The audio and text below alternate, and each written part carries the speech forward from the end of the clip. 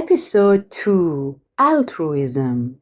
It was the middle of the night. The house was dark and the moonlight filtered through the window, casting a soft glow in the room. The noble mother's eldest son woke up to drink some water. In the faint light passing through the palm tree branches in the courtyard, his eyes were drawn to his mother's room.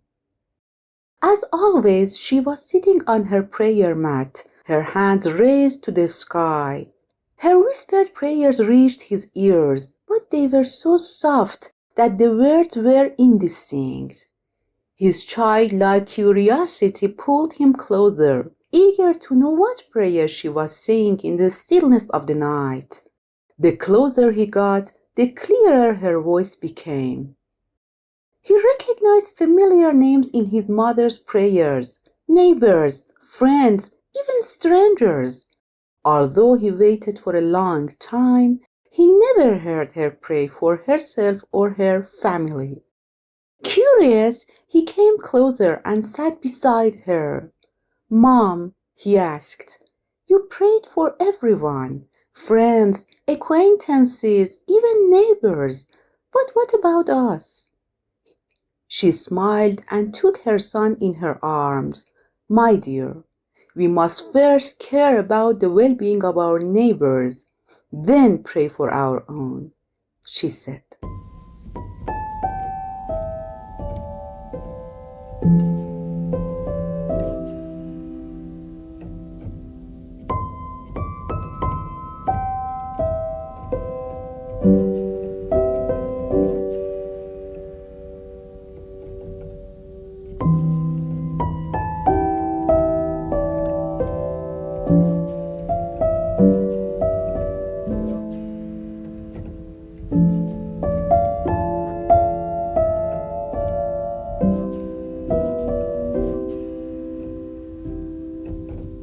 Hello dear listeners, I'm Safura Turk-Ladani. Welcome to the second episode of the podcast Compassionate Mother.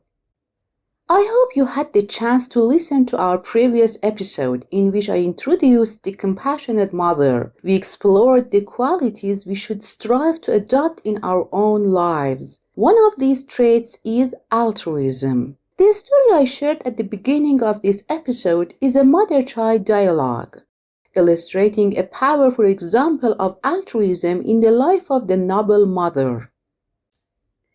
It may seem a bit unrealistic, even cliché, considering our current situation and way of life. Why? Because most of us are used to focusing on our own interests, seeking things that benefit us or at best benefit our loved ones and family.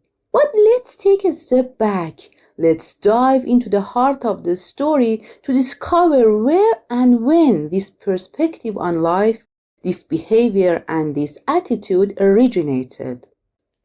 Let's go back to the period between the birth of Christ and the 500 years that followed, a time during which Christians had to face severe hardships. They were persecuted and tortured, forbidden from practicing their faith openly, and had to endure many other difficulties. However, when the Roman Emperor Constantine I recognized Christianity as an official religion, and after the expansion of the empire throughout Europe, events I won't go into here, Christianity became significantly stronger and more influential in society.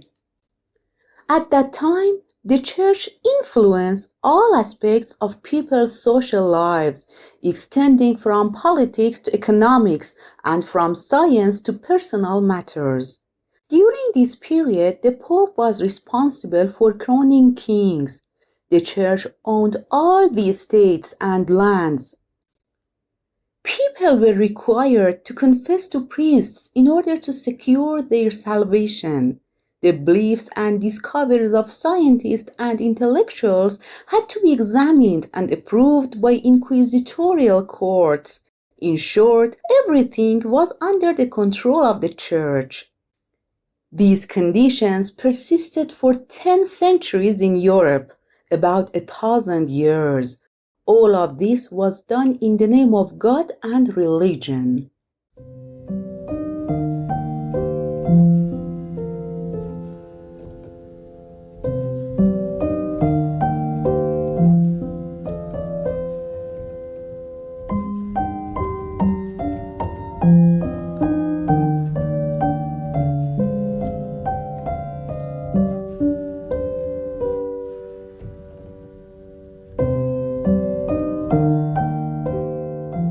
Such abuses contributed to the rise of progress in various fields that emerged during the Renaissance.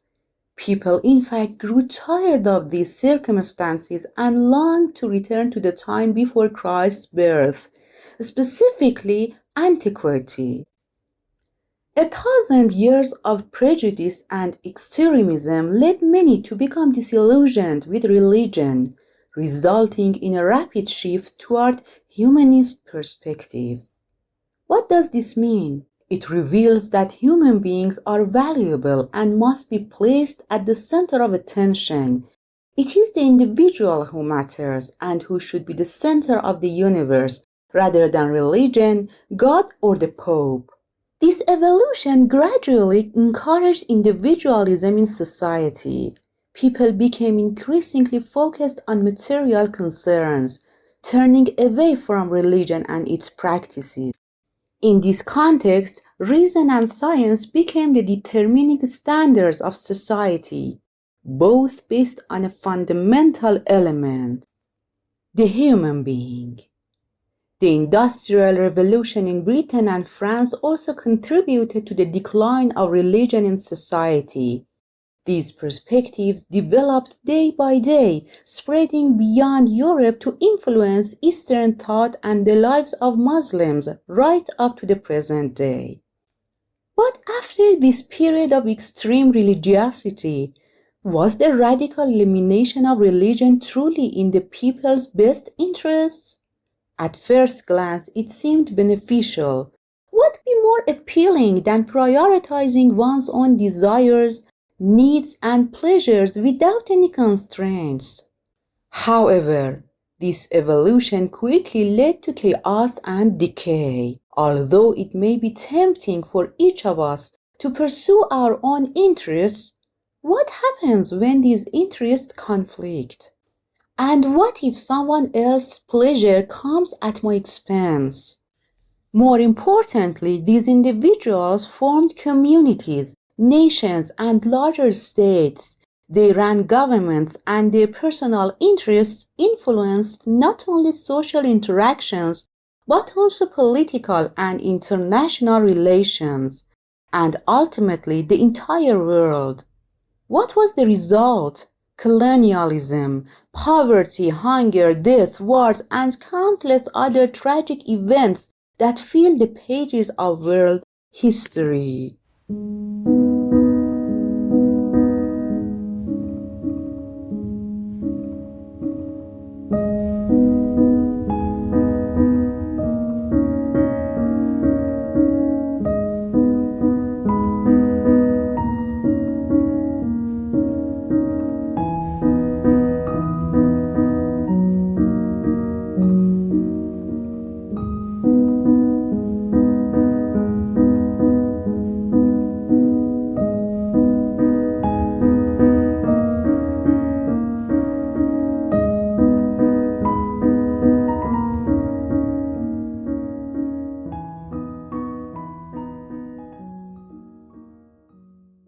Let's consider a simpler and more familiar scenario.